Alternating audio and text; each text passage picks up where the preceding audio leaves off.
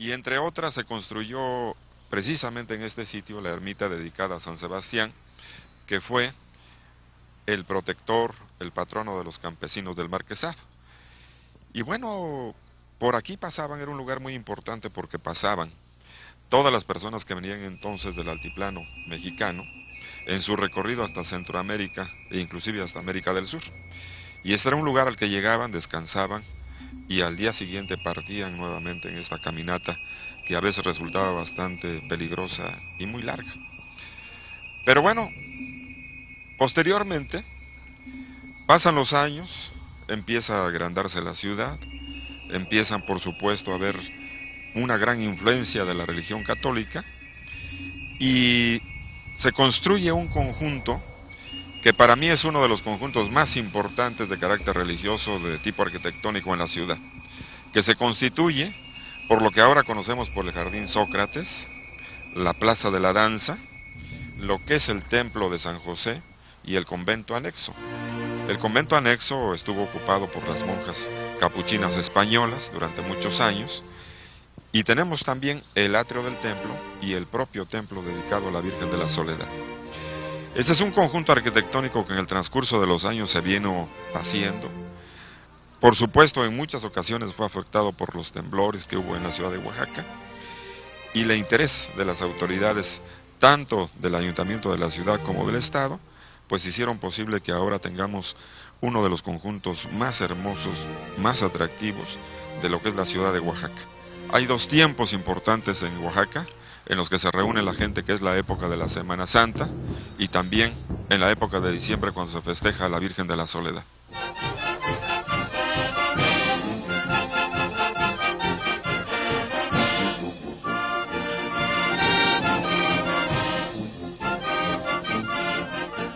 Bueno, pues fíjate que lo que pasa es de que este lugar, yo creo que desde hace muchísimo tiempo, desde que se construyó este sitio, la cantidad de oaxaqueños que en forma permanente visitan este lugar vienen por diferentes razones, principalmente por venir a ver a la Virgen, entregar sus ofrendas, pero también para permanecer unos cuantos minutos en este sitio que nosotros conocemos como Jardín de la Soledad, aunque oficialmente se llama Jardín Sócrates.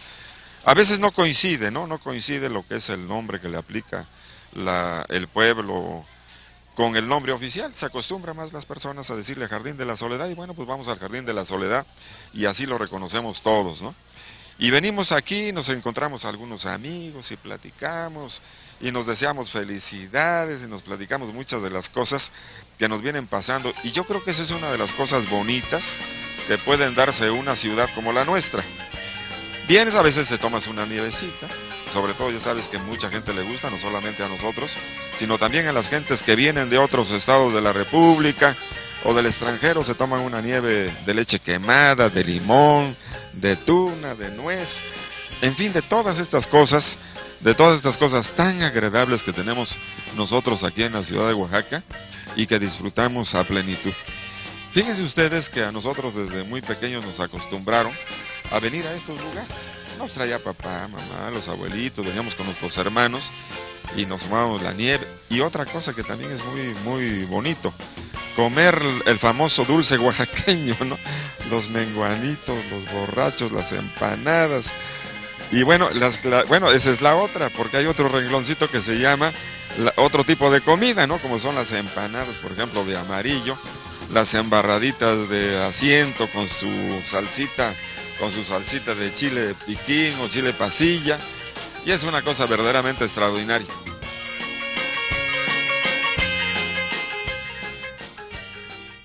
Bueno, pues la parte del lado a mi mano derecha, ustedes ven también un conjunto arquitectónico que nosotros conocemos como templo y convento de San José.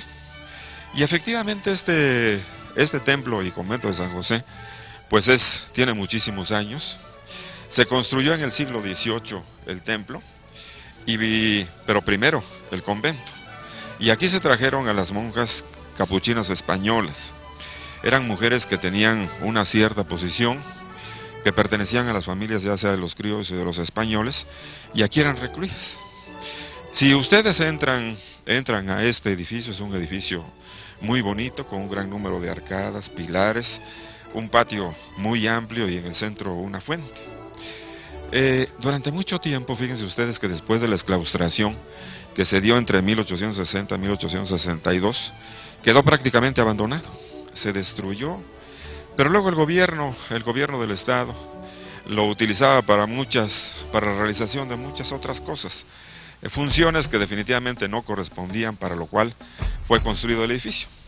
Yo me acuerdo que para 1945, 1947, era un lugar utilizado por la policía montada de la ciudad. Y luego cuando llega el licenciado Eduardo Vasconcelos al gobierno del estado, lo recupera y lo sujeta a un proceso de restauración que definitivamente le vino a dar toda esa prestancia, toda esa calidez y esa importancia que tienen este tipo de conjuntos arquitectónicos de nuestra ciudad.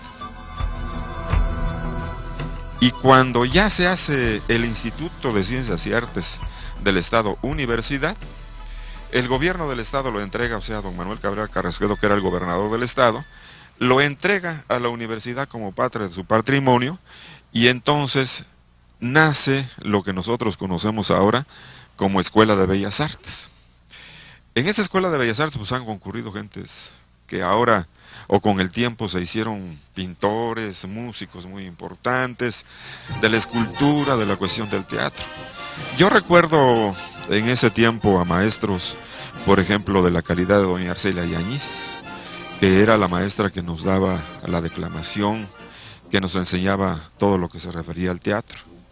Al maestro Yáñez Pérez, que era un hombre que era muy calificado en la materia de la literatura. Hubo gentes como don Alfredo Canseco Ferot, que participó inclusive en la época de principios de siglo, participa en la generación de toda esta gran escenografía que se hizo para la conmemoración del centenario de la independencia. Claro que en ese entonces era muy joven, estudiaba en la escuela de San Carlos, pero no dejaba de ser un hombre, un joven destacado, y que después se vino para Oaxaca y enseñó aquí muchas cosas bonitas para los estudiantes de la universidad. Bueno, pues aquí al frente también tenemos la Plaza de la Danza que fue construida en ese mismo tiempo, porque toda esta parte de aquí del frente había muchas casas de habitación muy sencillas, y entonces el gobernador del estado, don Eduardo Vasconcelos, pues platicó con los habitantes del lugar, llegaron seguramente a algún acuerdo, se hicieron las indemnizaciones correspondientes, se quitaron las casas, y entonces se hizo esta gran explanada a la que se le denominó desde entonces Plaza de la Danza. Una de las cosas más importantes que se presentan en este sitio es el Bani Estíbula, que se presenta un día antes del Lunes del Cerro, porque es una remembranza histórica del proceso desde sus inicios, de lo que nosotros conocemos ahora como Fiesta de la Guelaguetza, y que nosotros antes conocíamos como Lunes del Cerro, que se hace cada año en el mes de julio.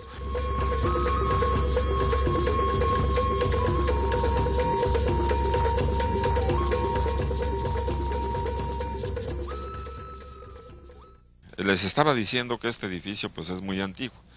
Por supuesto, lo que nosotros ahora vemos de este edificio no es exactamente lo mismo de lo que era hace 20, 30 o 50 años. Porque desafortunadamente cuando se da la exclaustración, o sea la salida de las monjas por la aplicación de las leyes de reforma, pues no se pensó exactamente a qué se iba a dedicar cada uno de estos edificios. Pero les platicaba yo que fue Porfirio Díaz, cuando estaba ya como presidente de la República y después como gobernador del estado, que se interesó por algunas cuestiones de carácter social muy importantes, sobre todo para los jóvenes, porque conocía que había muchos jóvenes que se dedicaban a muchas tareas indebidas. O sea, andaban como vaguitos en la calle, no se ocupaban absolutamente en nada. Y entonces él empezó a establecer algunas instituciones en Oaxaca para poder beneficiar a estos jovencitos, pero fundamentalmente pensaba que primero se les tenía que dar educación y segundo, se les tenía que dar una forma de vida para que ganaran sus recursos. Y entonces estableció aquí en este lugar una escuela que fue una correccional. Después se transforma ya en una escuela formal. porque se olvida aquello de que fuera un lugar de reclusión para posteriormente ser ya una escuela que diera educación a los jóvenes.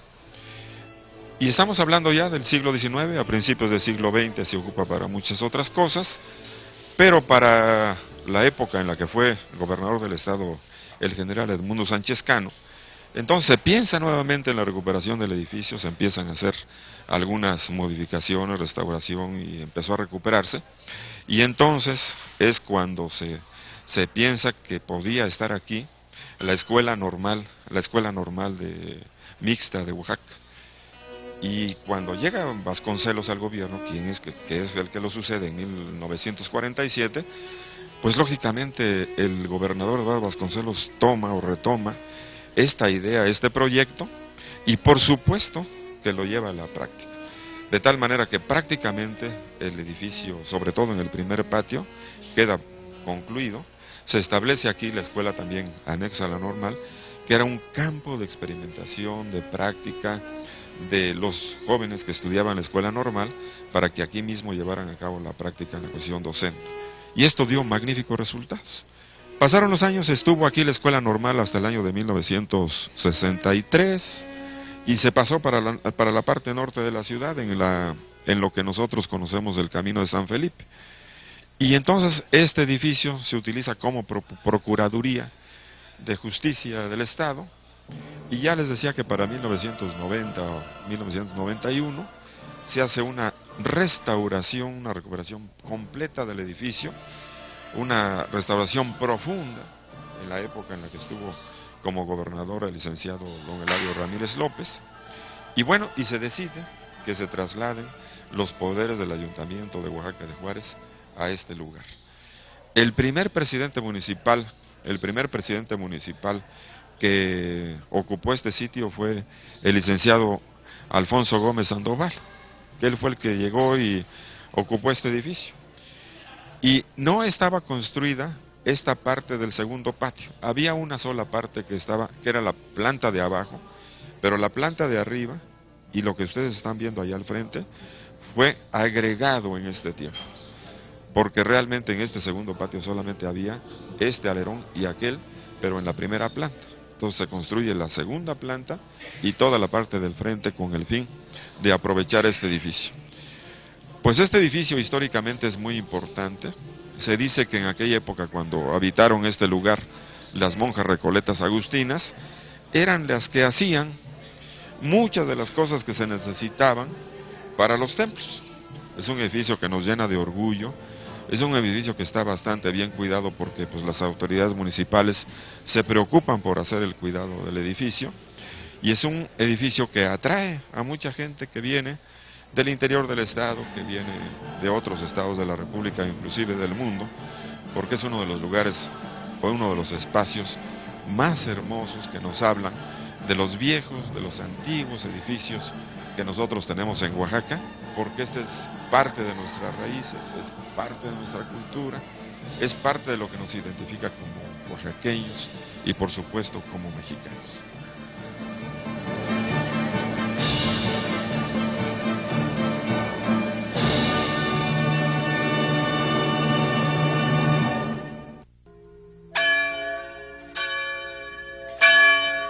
Esta portada de la Soledad es una de las portadas más bonitas que tienen en la ciudad. Seguramente la de esta y la de la catedral son las portadas más hermosas, mejor cuidadas hasta ahora, porque la gente se ha preocupado mucho en hacer el cuidado de las portadas. Pero realmente para nosotros los oaxaqueños tenemos que entender todo este mensaje que existe en estos lugares de la arquitectura de Oaxaca.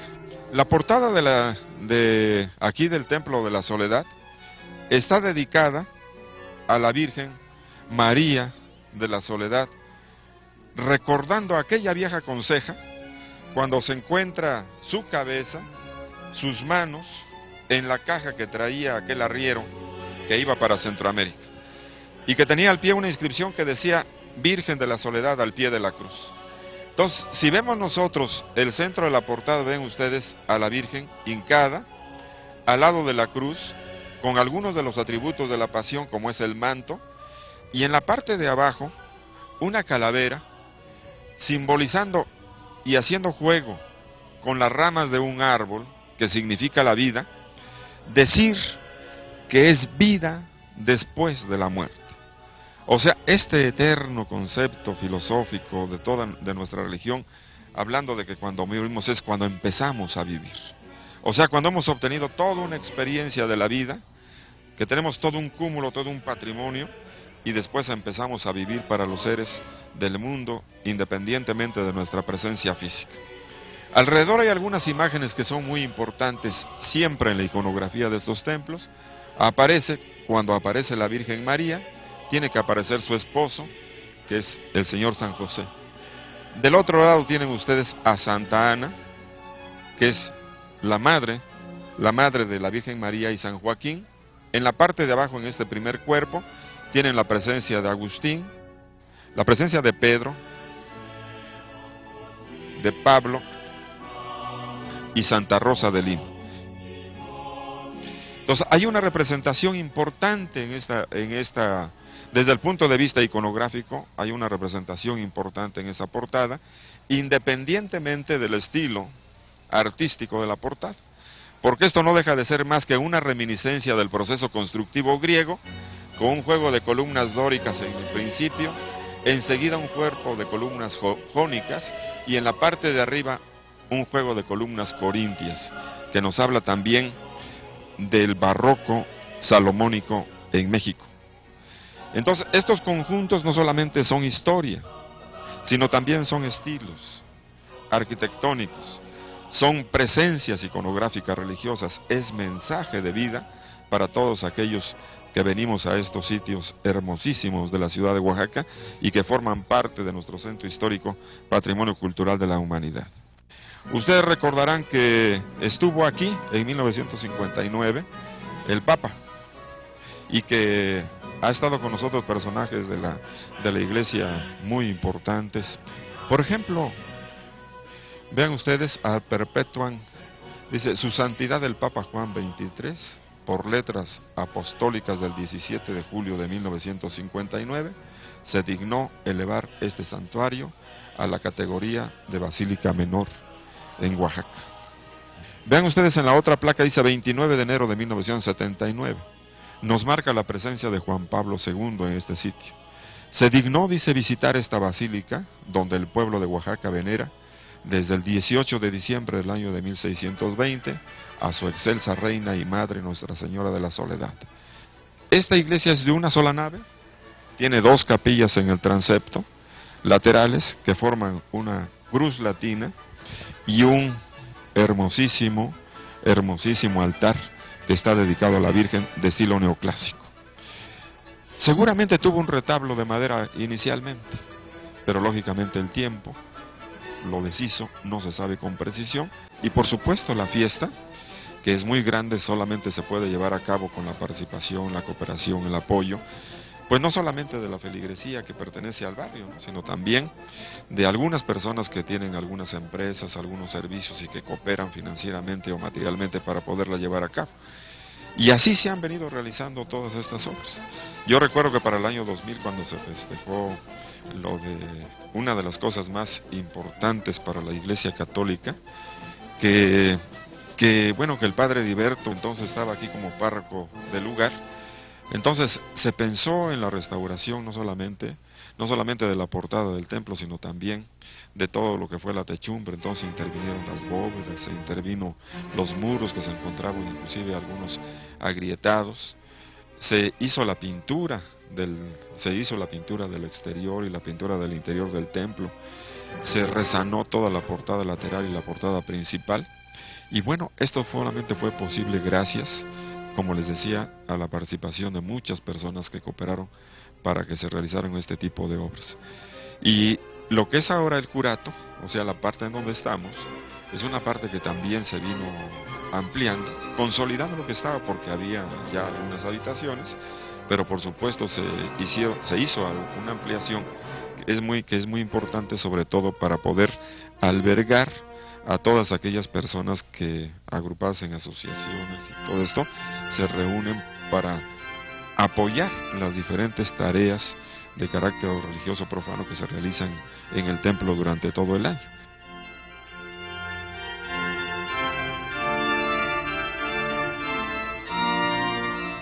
En la parte del interior tenemos una representación que se hizo hace algunos años, de lo que veníamos platicando hace un momento, o sea, la llegada de un arriero hasta este lugar, con una recua de mulas.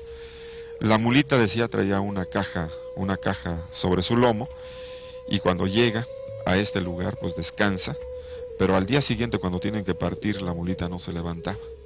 Entonces tuvo que pedir auxilio el arriero para levantarla y hacerla caminar. Caminó unos pasos, pero cayó muerta, y como no le era permitido abrir la caja ni ninguna pertenencia o que no fuera de él, tuvo que ocurrir a las autoridades del ayuntamiento para poder abrir la caja.